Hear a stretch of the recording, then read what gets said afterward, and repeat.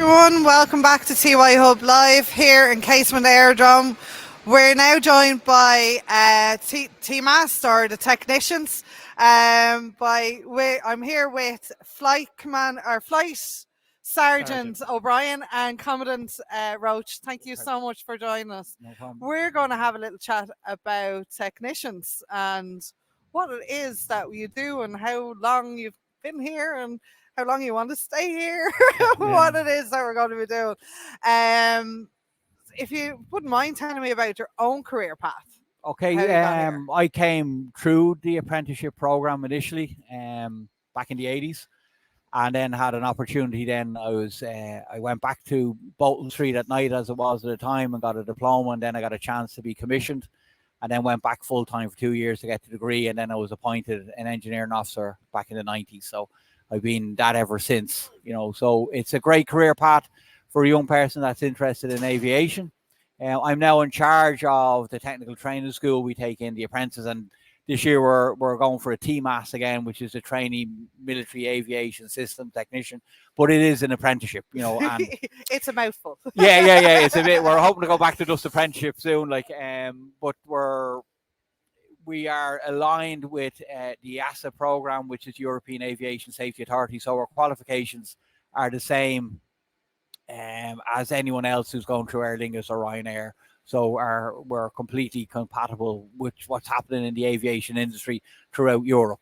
Okay.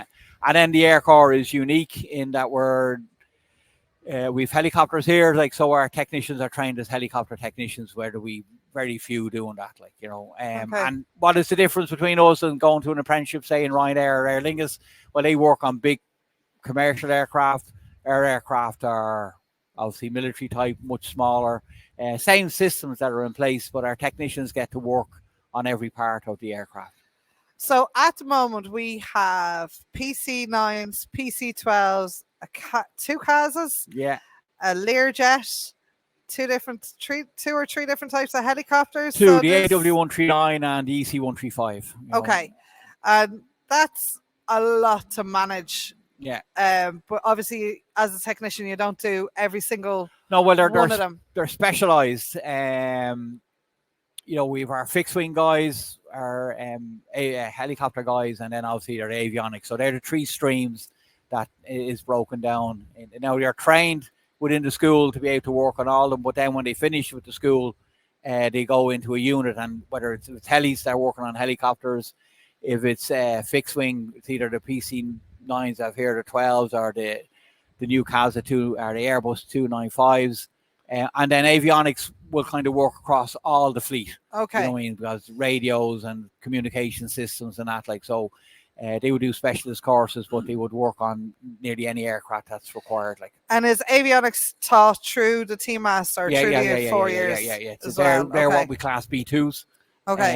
And the B1s are the mechanical guys. B11 for fixed wing and B13 for helicopter. Okay. The B12 is fixed wing with gas with piston engine, whereas the B13 is helicopters with gas turbine engines, and the B14 is helicopters with piston engines. So they don't go from, there is B11, B12, B13, and B14, but we're B11s and B13s is what we do. Okay. So it's 3 years in the school, and during the summers, then they're in the hangars here doing their, in the school, it's off-the-job training and theoretical training. And in the summers, then they come up here and they do their on-the-job training, working on the aircraft. And there's a certain amount of tasks they have to complete within the whole program and to get through then. And within the tech school or the technician school building, which is just down the way from the hangar here, there's aircraft in there that. We have two old aircraft there. The Alouette, which is the first helicopter that the Air Corps had, and then the Cessna fixed wing aircraft. So they're just for demonstration purposes only. They can do that. The apprentices can learn in a benign environment. They're not worried about breaking anything, whatever else. It doesn't have to fly again. No. Okay. No, but they still have to get it right. They learn the hand skills down there. Whereas when it comes into the hangars, then they're under obviously direct supervision of trained technicians who are monitoring everything that they do. Like, and this, you know, the tasks they do are obviously involved, but they're limited to what they, you know, they're not pulling an engine apart and then reassembling them. So they're doing the limited jobs like refueling the aircraft, taxiing the aircraft out, putting in the placards, changing light bulbs, putting seats in and out. So it's all those kind of hand skills, but they get a more appreciation of, you know, what it is to work in a live aircraft. Like, we're unique here as a 147 school in that we're embedded into a live aircraft environment, whereas others like Bolton Street are down there, you know, they're schools and they're fine, but they don't have live aircraft to work on. There is other pathways into aviation technician, but like you said, here it's hands-on. Yeah. We're competing with the Ryanairs and the Aer Linguses as well as everyone else who's interested in aviation. But we offer a unique application for a person who's interested in that. Like, you know, you're part of the military, which can be an attraction for people as well. Mm-hmm. You do the full military training, and then that's 6 months, and then they come to us for the school for 3 years intensive technical training, and it's like being in school. Okay. You know, and it's for school leavers that are coming up now doing their leaving cert. You have to be over 18 on the 1st of September. You know, so if you're 17 now and going to turn 18 over the summer and you're doing your leaving cert, by all means apply. We wait for your leaving cert results, and then once we get those, you feed them into the board secretary, and if you meet the minimum criteria, then you'll be offered a place here. So we hope to get it out around the same time as the CAO, so a young person can make a choice whether they want to go to college or whether they want to go to here. Now, what I would say with going to college is you're one of thousands, whereas here there might be only 20 in your class. But it's your team. Yeah. And then you're working with those, you know, you do your military training with them, and then you're in the school for three years, you know, with the same, on your technical training then. And then after the 3 years, they pass out and then they go up camp. It's a 9-year commitment, 4 years training, and then 5 years commitment to the Air Corps. That'll fly by. Oh, yeah. You talk to anyone that fly by, like, you know, and they're coming in at 18. They're only 27, 28, like, and they're fully qualified and they have everything to go. Amazing. I haven't forgotten about you. No, I was hoping you did. I know you were sitting very quietly there, hoping that I'd forget. Yeah. You're a flight sergeant. Yeah. So how is that different? Okay, so I came in the same stream as Colin did in an Air Corps apprenticeship in 1989, and then we work our way through the rank system. So we would have done our basic training in the military school, came up, did our 2 years training in the apprentice school, and then I spent 30 years in helicopters. So I've been working in number 3 squadron for the last 30 years, and I moved down to the school 2 years ago then to take up a position as an instructor in the apprentice school. But the title of flight sergeant is a rank, so it offers privileges. So I'm an aircraft inspector, so I get to certify all the work that's done on the aircraft. Okay. So before the aircraft goes to fly, an aircraft inspector will have a look at it. He'll certify it then and sign a certificate of release to service. So we are signing to say that the aircraft is safe to fly. So that's our responsibility. So when airplane or the aircraft can only fly a certain amount of hours, it's like then you have to bring it in for a service, and they're off then for a couple of days, couple of weeks. Depending on the level of service. And then when they've been put back to get taken apart and put back together again, in some instances, you then would have to check all the parts and make sure that that's So we're constantly supervising the inspection and the work. So every job that's done, if some guy takes off a tube and puts it back on, he'll sign to say he's done that task, and I'll certify it then to say that it's done correctly. And then we do that for some of our bigger helicopter inspections, could have 500-600 tasks. So they're fairly comprehensive inspections. And then the aircraft inspector will sign them, and then he'll sign at the end of it to say that everything is done as per the standards and the aircraft is fit to fly. On a standard inspection, how long would that take? So say it's just like a routine. Okay, say our smallest level of inspection is a 50-hour inspection on the AW129. That'll take maybe a day. Depends on what you find. So if you find a defect, then it depends on how long before you can rectify the defect. But normally we would schedule it for a day to a day and a half, and then we would do our ground runs and we'd verify that all the systems work, and it'll go back into service then. So you started you started off as an apprenticeship. So it's both the same routes in. Yeah. You're over the training school now. Yeah. And you're stuck in with them. I'm not saying I'm stuck. Like I volunteered to move. You're in there. You're with them. You're showing the ropes. Yeah. And, So and I do them as well the practical as training them. now as well. Yeah. Okay. Yeah. And on a daily, or maybe not daily, because it's not really that routine, is it? What you do every day is something different. What kind of are the stages that you would go through? So say we've got a group, platoon, or we class. We call them classes. classes. A class that's passing out. Yeah. Am I right that there's an 31st of May. apprenticeship one passing out on the same day? Yeah. So you've an old class going out and a new class coming in. So that's one big celebration. And that's standard for us. Like we have a constant flow of apprentices through the program. So we'd have every year we start, depending on when they finish their military training, and they normally all finish up around the end of May. When they're training these guys are finished now. Girls and lads are finished on the 31st of May with their 3-year apprenticeship. Are they off for the summer? Do they go into? No, they go straight into it. Okay, straight into their units then on pass out on the Friday, and that is a bank holiday weekend. So the next Tuesday, and they will have already been allocated. We try to fit them in with their preferences, and then like everybody's screaming out for technicians here, but there's 14 in that class, and now it's going to break down, give or take 7 will go to helis, 4 will go to fixed wing, which are these aircraft, and then 3 are going to avionics. Okay. So that's how it'll break down. And avionics is all everything that's digital, is it? Yeah, the radios, the comms, the navigation systems, all of that stuff. The avionics people. If you have a head for that already in school, that's definitely something you can come through. And you have to have passed the relevant exams. Yeah. So unless you're qualified, you can't go to either of the streams. Yeah. Is the avionics then extra on top of the 3 years? No.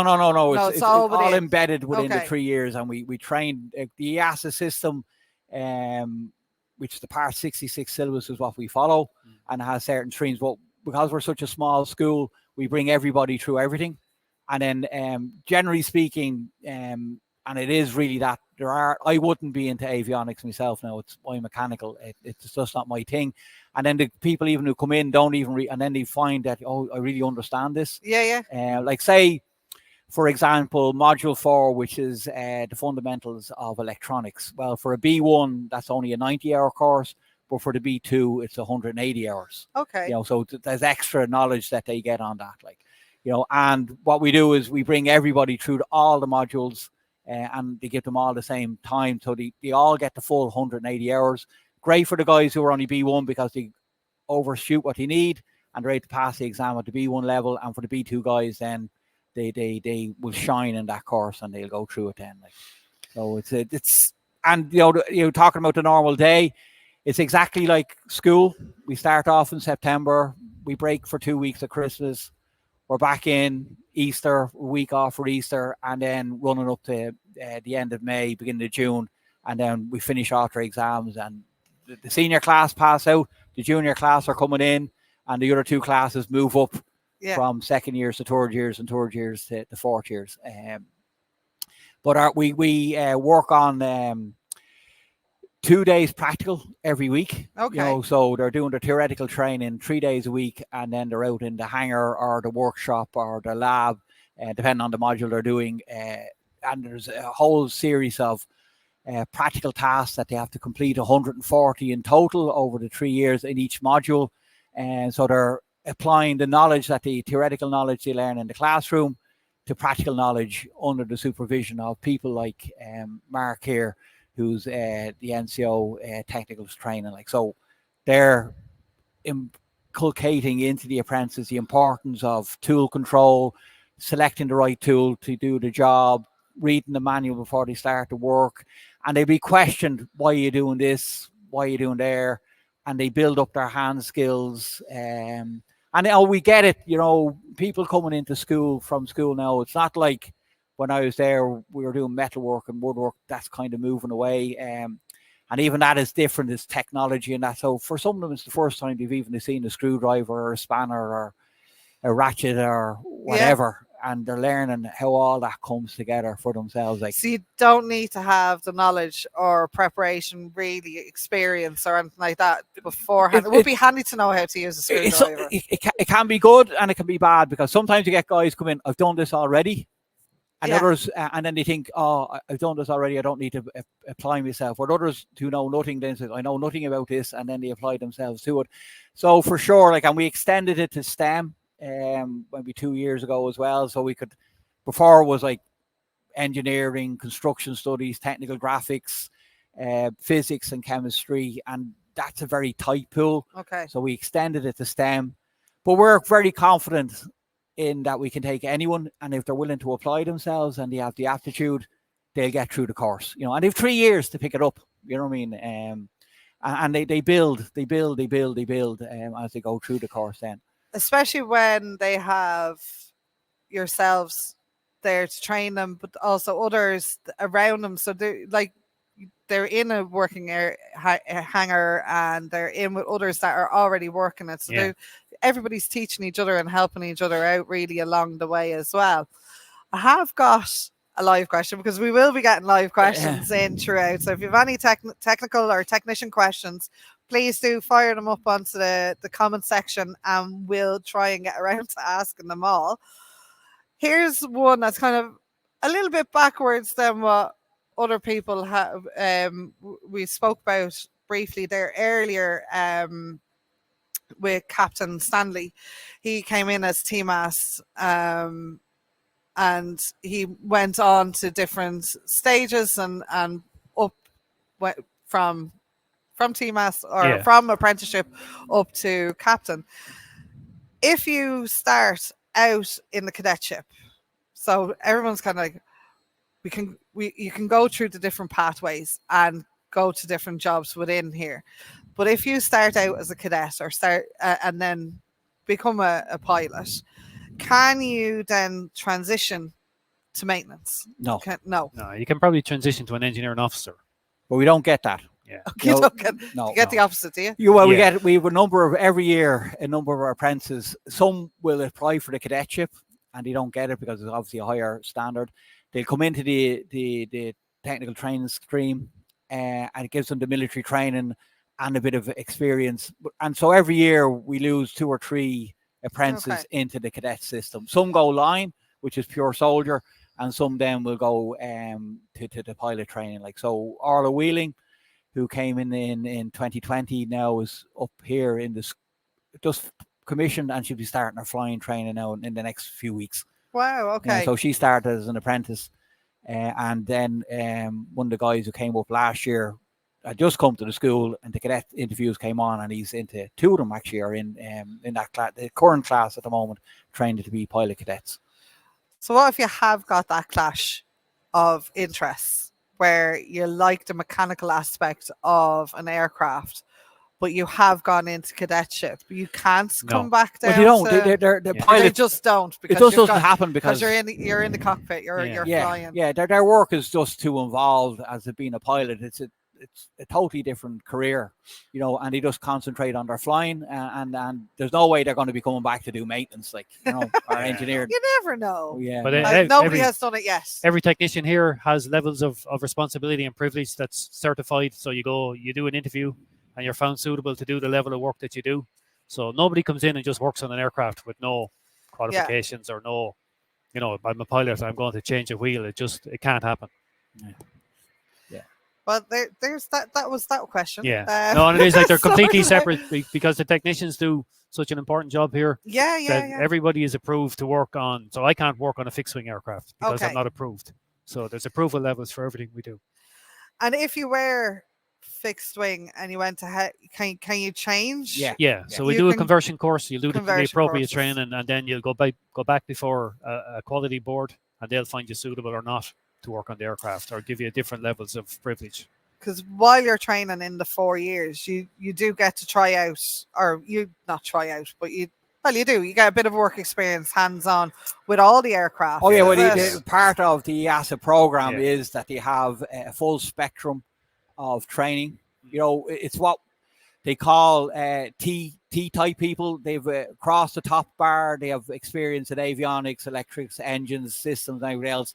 And then they go down the T. They become specialists, as Mark is in heli flight. The guys here wouldn't work down with him, and he wouldn't come in here. And even though he's an inspector and a senior inspector, he couldn't sign off anything on this aircraft.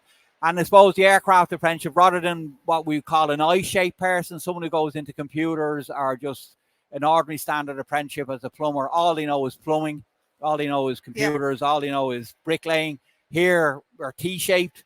You have a huge, and allows people then as they go through their career, if they say, look, they see an opportunity to go into heli flight or even go to avionics, they are qualified, they do the conversion course, and they can move into that area as well. Like, you know, so it's very broad. And it's very flexible, and people shape their careers as they go through it, like, you know. And have people come from, so I'm just going to, I know we just asked about cadetship, but have people come from the general service then into the apprenticeship? Yes, we've extended it this now to, it's 29, it was 23, and we've 2 in this current class, the 81st class, who were one of the Navy and one of the regular Army, and they have been found suitable to start the apprenticeship program. So they'll be with that class now when they start now in the next week or 2, or at the end of May. The end of May. Yeah. After the bank holiday weekend. Yeah.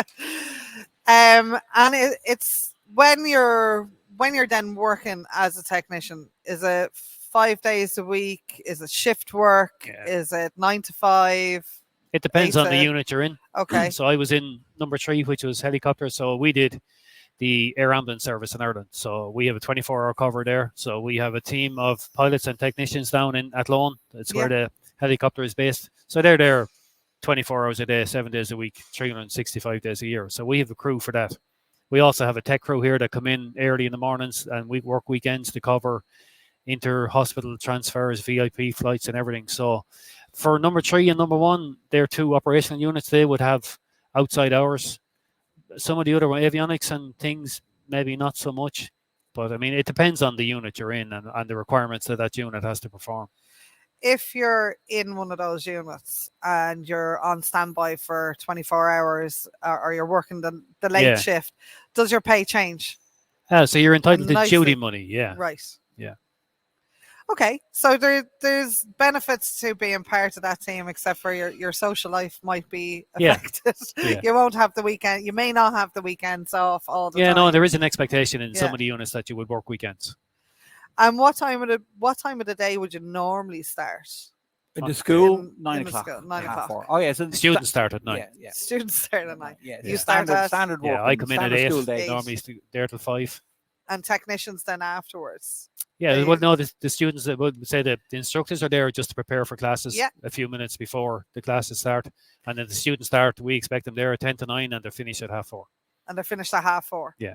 So it's not a terribly long. Yeah, it's a long day in a classroom. It's a long day in the class. But you're not just sitting in the classroom every day. No, we've 2 days of practical. 2 days of practical. Yeah. And what do those 2 days look like then? Do you go from the classroom? Is that all within the one building, or do they come out to the hangars? We have our own workshop, and then we have access to the hangars as well. So it depends on the module you're doing and the task that you're required for that module. So at the moment, the guys are preparing for their level 7 degree with TUD, and they have projects to do. So they're building a wind tunnel there at the moment. Some of them are building a refrigeration unit. So we have 4 different projects going. So they're all working away at the moment in the workshop under supervision of the. So there's independent work as well as teamwork. Independent work in the workshops. Yeah. When you're on the live aircraft, you're always supervised. Always supervised. Yeah. You wouldn't be signing them off now. No, you would be paired off with an experienced technician. So you just work with them. That's why we try to have a buddy system here where you go and you pair off with a guy. What point in their training do they go hands-on with It depends on the individual. So some people progress quicker than others. So you're constantly evaluated as to your progress. And then when I suppose the engineering officer, like a colleague there, decides that you're ready, he'll send you over for interview. And then quality assurance will find you suitable or not then to do whatever task you're being interviewed for. So you're training them to be techs, and it's not always emergency techs or having to take them down off for their maintenance service hours. There's daily checks yeah, as well, isn't a lot there? of our stuff is mundane, day-to-day checks. So we do daily inspections every morning before the aircraft flies. There's about an hour and a half of a check that's done. So we check all the systems, we check for any defects. That's done every day before the aircraft flies. We would do turnaround checks when they come back, just to see if there's any visual damage on the aircraft when between flights. Okay. And then at the end of the day, we would check them again to make sure that there's no flights or no damage then. Is it very often that they would have, like, I'm kind of assuming, like, bird damage or it's bird strikes? It's occasional, yeah. So we would Okay. have bird strikes. We would have damage from FOD, which is foreign objects. Some maybe a stone on the runway or something that's picked up, or we would have maybe a system failure, or we'd have an oil leak, or we'd have some system that needs attention. And have you ever had to be involved in like an emergency where they weren't able to fly back to base? That you had to go out to them. Plenty of occasions where we've serviced aircraft in a field. Okay. Where we've gone out where the aircraft has landed with a problem, and we'll go out and we'll try and rectify the problem. We'll bring out the equipment that we need. So we've changed an engine in a field one day. We've changed rotor blades. We've changed every system you could imagine. Once we have the spare parts and we have the tools to do it, it doesn't really matter where we do the job. You don't bring the tow truck though, do you? We bring whatever we need. Yeah. See an aircraft come back down the But N7. we've changed an engine in a farmer's field in Cork a couple of years back. Yeah. That's something different. Yeah, and it takes a little bit more planning, and you just have to organize yourself, and you know what you need to do the task, and then make sure you have enough there that we don't do anything unless we can do it safely. So there's fuel capacities for every aircraft as well, so you'd have to know. You learn that from the very get-go as well. Well, that's the pilots look after that. The pilots look after the fuel tanks, so the technicians don't need to. No, we would get a requisition every morning for the aircraft. Okay. So what configuration the aircraft has to be in, what fuel it requires, what time it's leaving at, who the pilots are, what time it's due back at, and then we would arrange the aircraft that it meets all those requirements. Have you got technicians that will go out with a flight? If we have some technicians that will fly. Particularly on the VIP and ministerial flights, there's a technician flies with them. We have a handful, maybe 7 or 8 guys that are GP trained as well, so they do their ambulance, they do all that. But that's just extra responsibility they've taken on themselves. But yeah, there is still a good few of them that do both flying and technician. So the apprenticeship classes are quite small when you're losing. Yeah, they're small to start off with, and then you're losing maybe 1 or 2 to different parts of careers within the Air Corps, or crossing over to the Navy or the Army. Usually it's the other way around. They come here. Yeah. How many technicians would you be training, or would you like to have in a training class now? Well, ultimately, we can take on 28 a year, but realistically, about 20 if we could get it, but we're usually in the mid to high teens each year on a course. At the moment, there's 47 technicians in the school. 14 of them will be passing out this year, and then there's another 10 or 12 coming up then in the junior class, in the 81st class, starting now in May. And how many technicians work here then? Oh God, as well is. Because I'm thinking like each team would be 3 or 4 that would be working together. Yeah. Well, so we down around 100 now, or have we more? Yeah. Our strength will be into maybe 200 plus, but we're actually on the ground here. Who we've left is about 100 odd. I wouldn't know exactly the figures. They're changing all the time. But since 2021, which was the first year we put through people for the through the EASA program. Counting this class, that's 56 technicians that have passed through the school since 2021. And when they're in school and they're thinking about their careers now, students, as in second level, secondary school students, and not the ones that you have already. What could if they're interested in mechanics, like general mechanics? Is it a big thing to come to? Do they need to be into working on aircraft? Do they have to have that kind of want or love? It's a tough program. We have a 75% pass rate for all our exams. So it's a very high standard to go. So it's not just, there's a lot of academical stuff required as well. Like, it's not just a straightforward apprenticeship where all the rest of them are 40% pass rates. Because we operate to EASA standards, all our exams are 75% pass rate. So there is an awful lot of work goes into getting the modules and passing them. But having said that, we've had 3 classes through and everybody has got through. So, I think if you're going to do them, that's a good pass rate for yourselves. You couldn't be in a better place to do them than yeah. And when they're in school, would you kind of recommend any subjects to do? Well, the problem we have with what has been offered, like, we get a lot of kids coming in and they'd love to do metalwork or construction, but it's not offered in their school. Like, so that's why we extended out to the STEM. And what we are looking for when somebody comes into us is somebody that feels that this is a career that they'd be happy with. They feel that this is a career that we're happy with, and that they have an interest in the Air Corps. Like, they've gone to the trouble to look up the website and find out what aircraft types we have, what type of roles we're involved in, and that they have, first of all, they have to be interested in being in the military.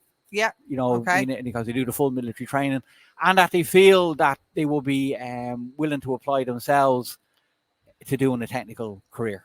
That they're going to actually, when they come here, that's something they're going to be happy with. Like, Just a question from St. Declan's in